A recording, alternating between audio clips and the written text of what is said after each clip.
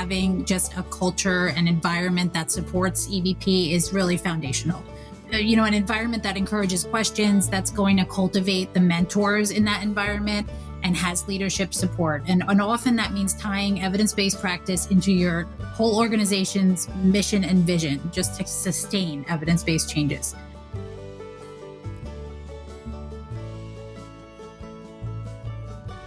You're listening to the Oncology Nursing Podcast, where ONS Voices talk cancer, a resource from the Oncology Nursing Society. Through conversations with subject matter experts, we examine the important issues in oncology nursing, from new treatments to patient-centered research to advancements in clinical practice. Join us as we hear from nurses in all facets of oncology care, from bench to bedside and everywhere in between. Welcome to the Oncology Nursing Podcast. Hello, and welcome to the Oncology Nursing Podcast. I'm your host, Jamie Weimer, Oncology Clinical Specialist at ONS. And today we're talking with Caroline Clark, our Director of Evidence-Based Practice and Inquiry at ONS, about what evidence-based practice is and its importance for oncology care. As a reminder, you can earn free NCPD contact hours after listening to this episode and completing the evaluation we've linked in today's episode notes. Thanks so much for joining us today, Caroline. Thanks for having me, Jamie. Happy to be here. So to start things off today, can you briefly explain what evidence-based practice includes or encompasses? Sure. I can start with the, traditional textbook definition.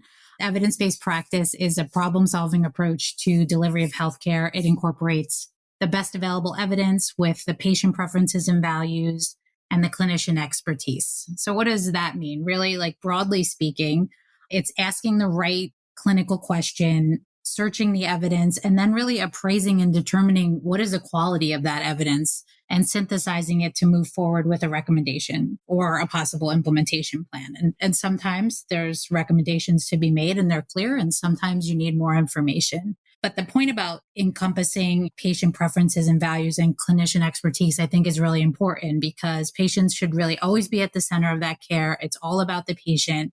So when you're thinking about EVP, it's important to apply those recommendations with the patient's input and their values considered.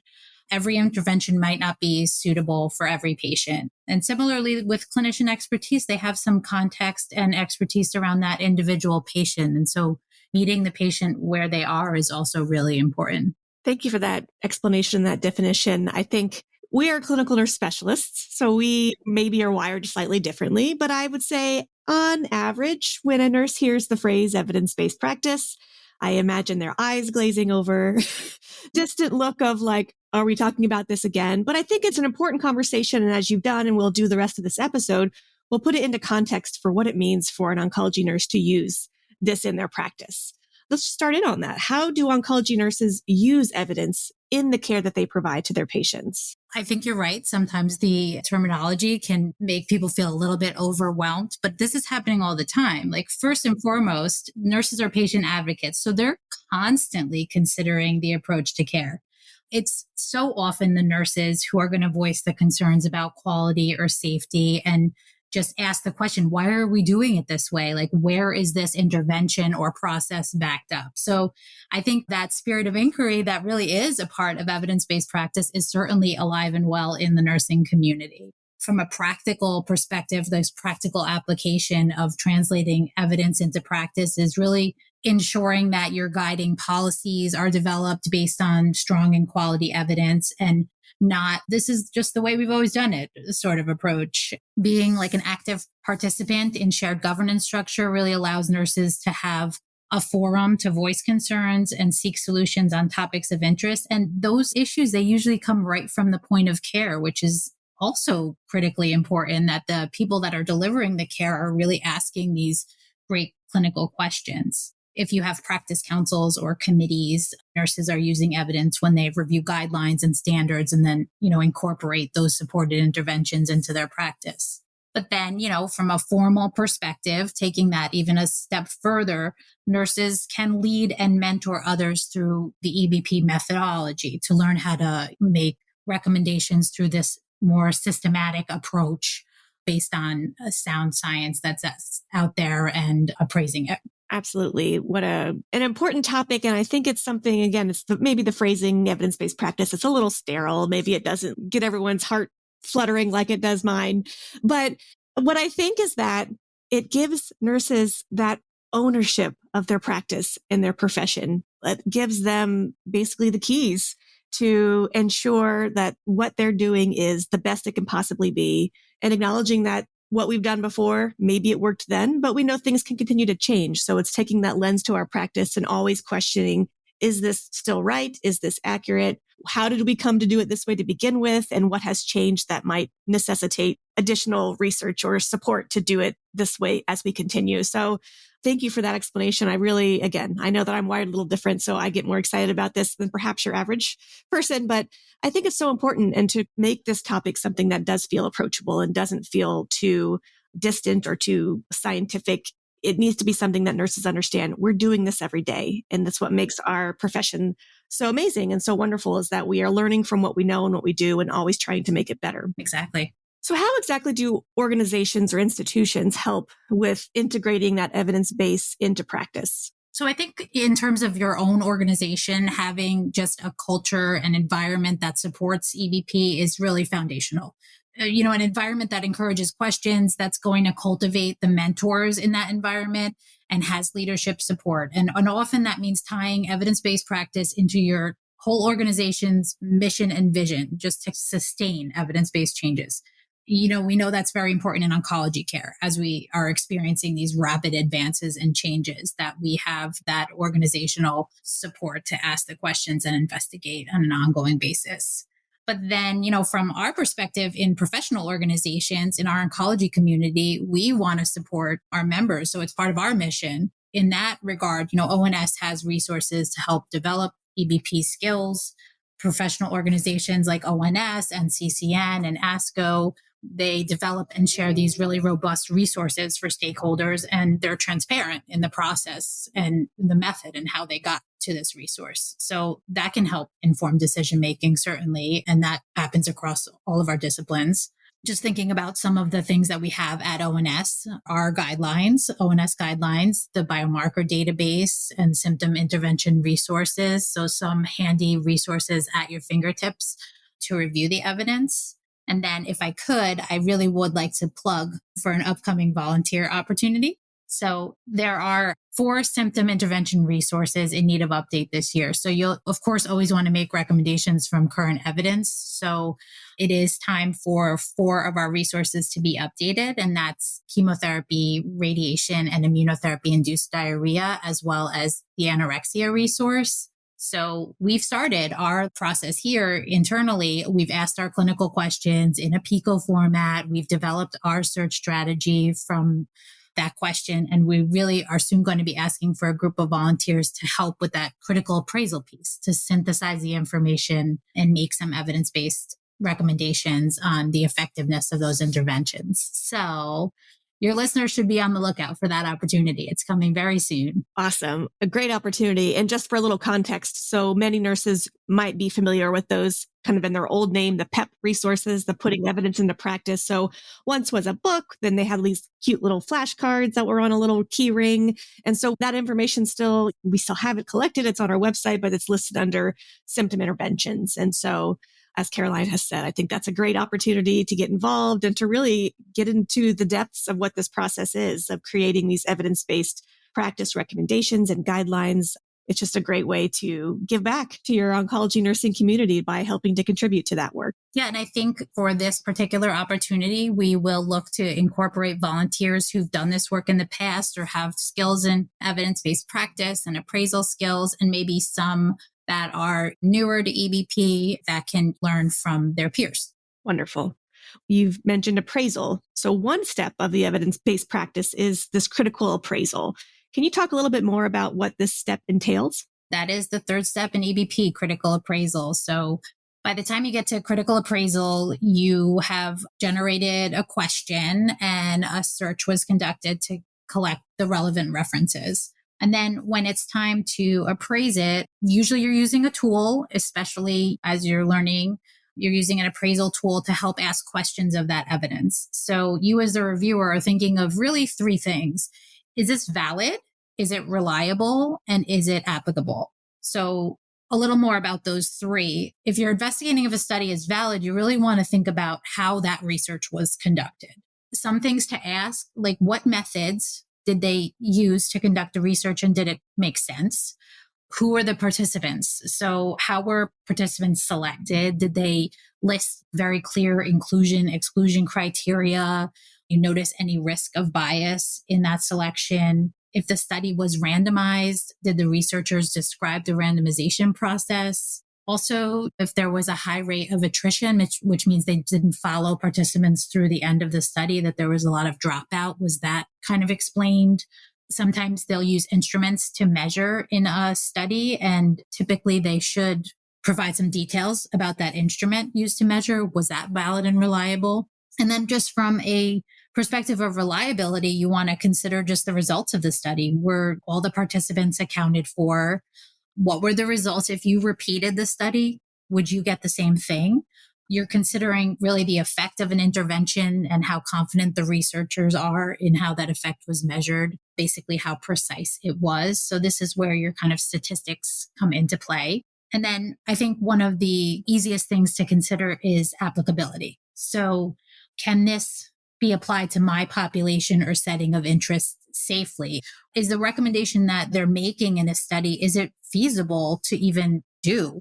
Are participants in the study similarly matched to my population of interest?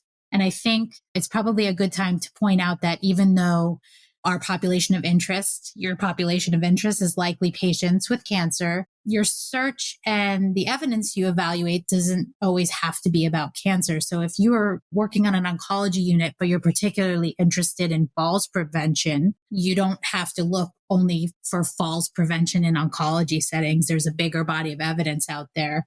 So you try to pull out of the literature anything you need without it necessarily having to be oncology specific.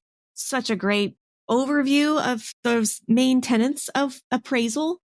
And I think just highlights how this is a learned skill, a learned process of how to methodically look at evidence and evaluate. Does this fit what I'm after? Is this actually going to apply to what I'm looking at or what I'm trying to learn more about? What it's not is jumping down to the discussion in the article and just reading that, which is the first place I go. I make my way back. But sometimes, time is short. People are busy. And yes, you can read the discussion at the end to understand kind of in a nutshell, like, what are we talking about? The abstract will provide some of that as well. But it's that middle section that gets a little data heavy, lots of numbers, things. But that's where you'll find the information that allows you to actually dig this deep and make some of those really important judgments on if this really can translate to the issue that you're interested in learning more about. And certainly it's, as I mentioned, it's a learned process. It's a challenging process. It's not something you just sort of learn by osmosis through nursing school. It's something that you have to be taught. So what are those challenges that nurses might encounter during this critical appraisal step, and how can they work through them? I think just in terms of developing your skills in critical appraisal, it does take time. It's not something that happens overnight. So you have to look for the opportunities to practice. Mentorship is certainly important. Finding partners within your organization to guide you through the process is definitely necessary. Many organizations have adopted an EBP methodology. So while there's a lot of methodologies out there to choose from, there's so much overlap in them and in the tools that they use that I would really just explore if there's something already preferred in your organization and see how you can get involved so you can get some of that training. Some key players to ask around about EVP is your nursing professional development specialist, your clinical nurse specialists, your DMP prepared nurses, and your nurse scientists. And then I'll also mention that a great low risk way to practice critical appraisal is through journal clubs. So in this setting, a piece of evidence can be appraised individually, and then you can bring it to a journal club meeting and then compare your responses as a group. So in that setting, you're really not there to suggest big practice changes based on multiple studies. You're only there to practice your skills. So really setting the tone that this is like a learning environment. That's a great way for groups to get more comfortable with appraisal. And oftentimes you'll have participants who go through and use a tool looking at those things about validity, reliability, applicability, and you'll have people say, I really wasn't sure about this particular reporting, and other people will chime in. I wasn't sure about it either, so it's really like working that muscle to ask the right questions and then finding some gaps in the quality. I love that example of the journal club and using that meeting not just to encourage people to read new publications or relevant research. That's certainly a great part of a journal club, but as an opportunity, as you said, to kind of flex those muscles, practice those skills, and learn from how others appraise articles the same way. Because if you just sit in your bubble and appraise your own articles using your own thoughts and feelings and however you see things, like that's okay as a start, but it's helpful to hear what others think and how they are approaching it, because then that might just shift your lens of how you view articles as you're doing that work as well. I think too, that's also how we function in a nursing community, right? Like we're always bouncing ideas and thoughts off of each other. It's such like a team environment. It is nice to be in that setting and do something a little bit different when you're diving into these journals and appraising them together. Absolutely. And of course, as you're starting out those journal clubs or trying to get some uptake on the unit, find articles that are especially interesting for your patient population, something that's relevant. Taking just one sort of at random might not get the interest or the excitement, but if you can find something that really connects to the type of care that you're providing or the patient population that you're accustomed to seeing, it really can, light that spark in finding other articles that also relate to what you're doing and just kind of set off that mindset shift to say that, we don't have to just always know how we do things here. Let's find out what other people are trying or what are some new things that are happening pertaining to this type of care, this patient population. So it seems kind of simple, but it can be the beginning of something that really changes the mindset of your colleagues. I agree. It's really valuable that you can pull an article that has to do with a clinical inquiry in your unit, and then people really can get a little bit more engaged because they're seeing it in practice. So they want to learn more. For sure. So let's say a nurse does have, an interesting question, a burning question they want to learn more about. But when they go to do their literature search, they find that the subject that they want to look into really only has low quality or really no evidence at all. What should a nurse do in that situation? It happens sometimes. And if you conducted a search, if you looked at multiple databases, your PubMed, CINAHL, and you come up short, I would really ask for confirmation from an expert to check your search strategy and your terms. Certainly, if you have access to a medical librarian, that's a great resource for complex searches. So if you're coming up short, go to your medical librarian, or if that person is not available, your DMP or nurse researchers in your area, they might be able to help with your search. And if still nothing, you potentially have stumbled upon a research question. I would then maybe check clinicaltrials.gov to see if there's any research going on related to that specific question you're asking and what the time frame is for completion.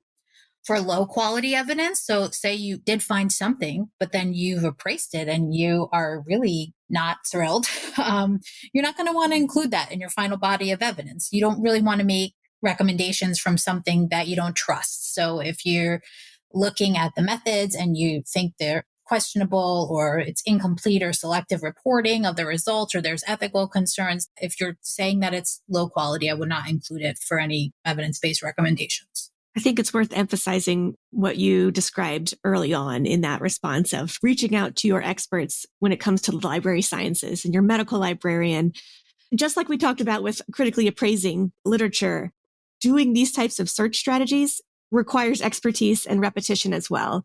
If it's not something that you do often, so you've learned some of the tips and tricks of how to expand or narrow your search and really kind of zone in on exactly what you're trying to find and what are relevant articles, absolutely, like you said, find a local expert or somebody who is very experienced and skilled at that, because that really can change the whole trajectory of your project or your question that you're trying to investigate. If you go off in a direction that's going to give you 1,000 articles and none of them are really what you need, just makes the whole thing harder. So absolutely. And, if your institution isn't academically affiliated or doesn't have their own medical librarian on staff, certainly try to find, do you have a local school, college, or university that you can create those connections with, or find, like you said, a peer or a colleague within your organization who can help guide you when you're doing some of that work, because that really can make a good experience not so good when you're shuffling through and trying to really just get to the articles that you really want to look at and you want to appraise. If you have to weed through a lot of things that really aren't the right fit, then it's just going to make that a longer, more laborious process. Right. Mentorship is key. Having those people there is key. Absolutely. You mentioned, if you find something there, maybe there just isn't any evidence. Maybe that's a new question that needs to be investigated. Maybe that's a gap in evidence that exists. How can nurses or their organizations help to address these types of gaps in evidence? I think just having systems in place to investigate and set your research priorities around those gaps are important. Also, your collaboration between your PhD nurse researchers and your DMP prepared nurses. So while, our nurse scientists conduct research, a DMP prepared nurse can use those skills in implementation science and help nurses in the practice environment implement the results and maybe spread that as well to a system or organizational level. Yeah, I think that's a great comment on just needing to bridge the science with the implementation. And you might find great information as you review the literature and you praise the articles. You might find great information there that in itself might be applicable to your practice. So sometimes we do have to do the work of finding what will help change the way we do things, and then how do we implement that in the right ways, whether it's policies, procedures, organization-wide education. How can we try to make sure that the new evidence that supports perhaps a different way of doing something goes through all the right channels and approvals and committees to finally get to the direct patient care where it needs to be. That in itself, I think, is a whole additional step that sometimes doesn't get as much attention. And really, that's almost the most important, because if we can't get it to the nurses that need it to know the new information and a new way of doing something, then it just kind of exists in these journals and no one sees it and does anything with it. So a very important area of implementation. That's the point, right? Translating it into practice. The very, very important point is too much time goes by between the research and getting it to the actual patient. Absolutely. Which is every nurse out there can, I think, take a part of that to say, can I read every journal article that comes in my CJON every other month? I don't know that I can read every one, but I need to know what's in there. I should read the titles. I should flag the ones that I think are relevant to the patients I care for or the nurses that I support if I'm in a education or leadership role. And so I think we as nurses, whether we're direct care, we're in a supportive role, or even administration, trying to stay informed and relevant on practice changes and new ways of doing things that are relevant to the patients that we serve. I think we all own stake in part of that process. So what are some of the larger scale trends that you're seeing in evidence-based practice? I think there's a lot of great work going on with really that overarching theme of closing that gap from research to translation into practice. Some just general things that I think are happening is really incorporating evidence into daily practice. So that, could be clinical decision support tools that are embedded in our electronic health records. And then, physicians, nurses, clinicians, they have that at their fingertips at the point of care. And then standardized policies and templates to guide care for specific populations. I think the use of rigorously developed clinical practice guidelines that are current at the point of care as well. Thinking just about the pandemic also, I think, brought up with it new urgency around some research topics that might not have been in the spotlight otherwise. So I think, we'll continue to see how that plays out and changes the landscape. But one example I can think is the use of telemedicine and telehealth. And so that growing body of evidence, and then how that will be implemented to support the population that has trouble leaving home or doesn't have to leave home in order to get the care that they need. Also just seeing just user-friendly resources that can be an easier lift for individuals or organizations when you need information quickly. So it's all about saving time and effort, because you may not be able to do all the work of a rigorous EBP project, but some of that work has been done for you. So, I would recommend that listeners explore some of the NIH resources in that regard. The National Cancer Institute has evidence-based cancer control programs. I really like this resource. It gives a user the ability to search for programming on specific public health initiatives. So that could be cancer screening, tobacco control, HPV vaccination, and others. And that list can be filtered to a population and community focus. So, for example, if you were interested in learning more about breast cancer screening in medically underserved rural or urban settings, you could do so. You can filter that way. And then included with these program initiatives are really guidance around implementation and details about the value of the evidence backing up these programs. So you'll see information on things like research integrity, the impact of the intervention, the ability to disseminate and the reach of that intervention and how to, adopt those changes. Another example through the NIH is, the Healthy People 2030. I think we're all familiar with the objectives of Healthy People. Those are related to health conditions, behaviors, populations, systems and settings, and social determinants of health. And it gives you two things. I mean, it gives you a status of the current objective, like where they're at with the current objective, but it also links to evidence-based resources for it. So in reviewing that resource, I looked and saw one of the objectives was health communication and the goal of increasing the proportion of adults whose healthcare providers involve them in decisions. And that sounds great, but I would really want to know more about what can I do for my patients, or what should my approach be in regard to decision making. So for that particular objective, they have supporting evidence where they link to a systematic review on the benefit of decision aids. So for me, at the chair side with my patient, I can look at that review and look at the benefit of decision aids and incorporate that into my own practice. And these are just some examples of times when you're not necessarily searching and synthesizing the evidence yourself, but you're reviewing the work that has been done and making informed decisions and looking at the process and the quality and the rigor of that work.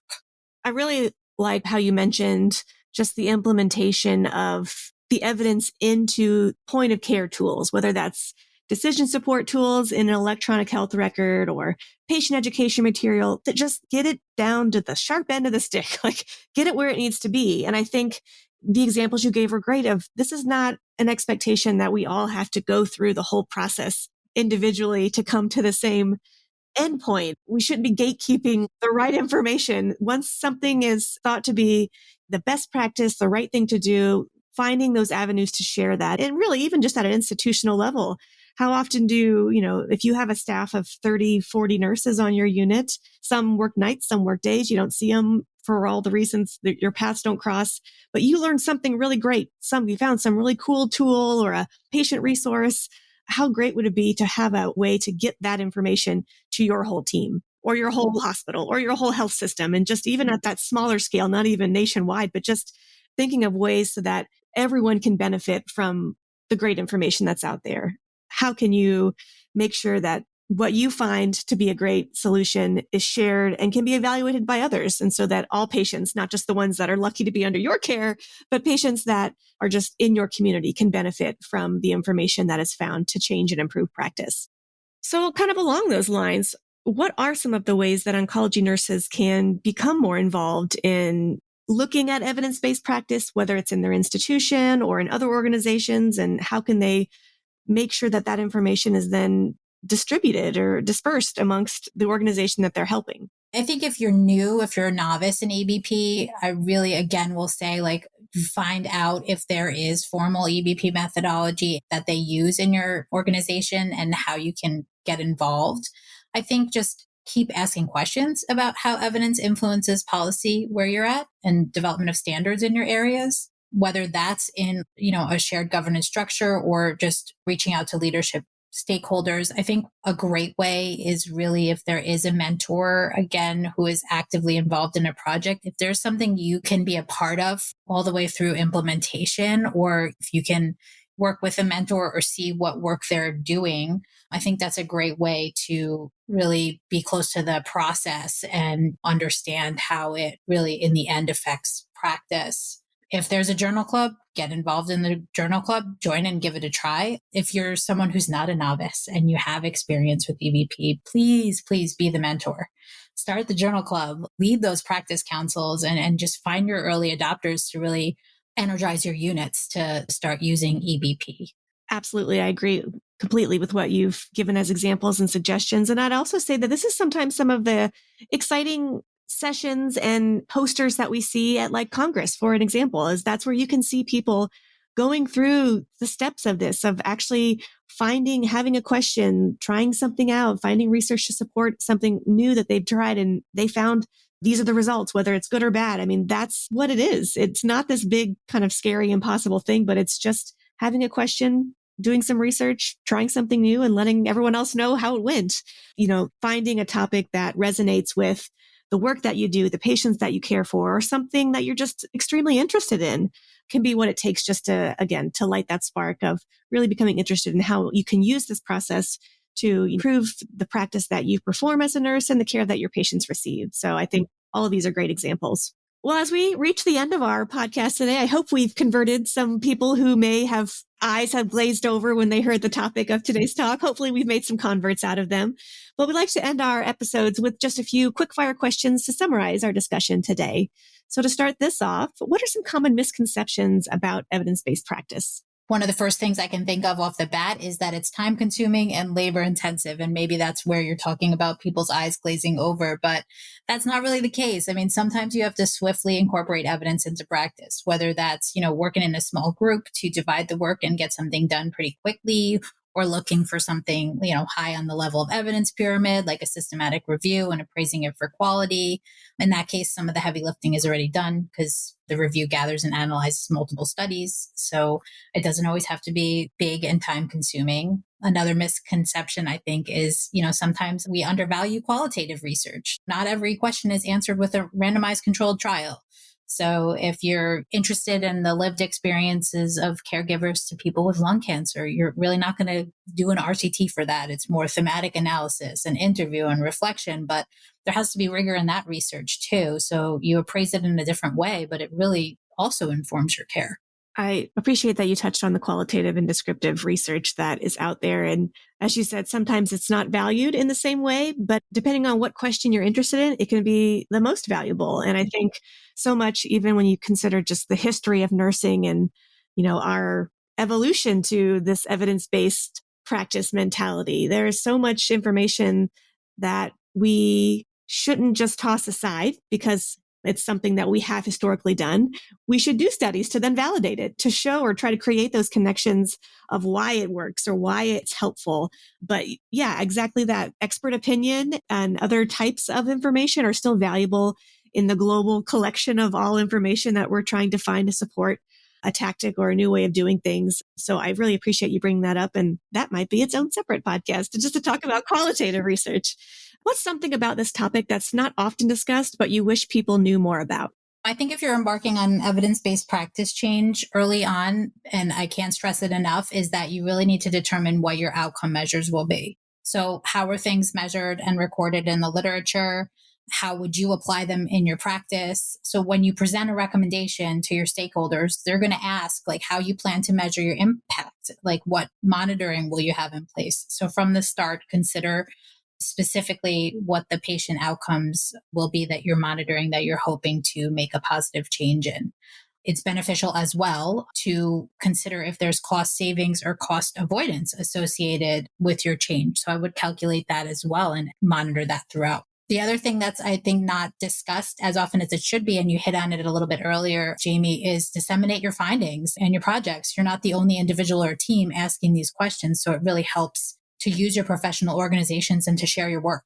I think those are all great recommendations. I mean, you have to speak the language of the people who you're approaching to suggest or make recommendations in changing practice. And so they're going to want numbers, they're going to want specifics. And so thinking with those from the very beginning helps you to address their concerns before they can even voice them. So that will just position you for success and just approval from your organization hierarchy if you are ultimately suggesting something that might be, a larger scale operation. It's just helpful to have that information in mind from the very beginning so you're not having to kind of double back and redo your work. What about additional training or education do you think oncology nurses need to help better understand or apply evidence-based practice? I mean, no doubt, this is done with training and mentorship, but there really are plenty of resources out there to explore on your own to grow in EBP skills. So here at ONS, we're covering some of the basics. We have a learning library for EBP. So I would suggest taking a look at that. There's some helpful tools and resources embedded into that. Certainly, Ohio State also offers a free series of modules on evidence-based practice that I would really recommend to jumpstart your learning as well. Well, thank you again for your time and expertise today, Caroline, on helping to shed some light on and drum up some excitement for evidence-based practice. Do you have any final comments to share with our listeners today? I'm just really grateful for the time to talk about EBP. And I would say, Just remember how vital this is to our patients and have patients on your mind throughout your efforts to incorporate evidence-based changes. And you can do it, and find your mentors. Wonderful. Well, thank you again for your time today, Caroline. Thanks so much. Thank you for listening to the Oncology Nursing Podcast. Tell us about your favorite part in this episode by leaving a review wherever you download your podcast. For more resources and information about oncology nursing, visit us at ons.org or voice.ons.org. The ideas and opinions shared in this episode represent those of the guest and not necessarily ONS.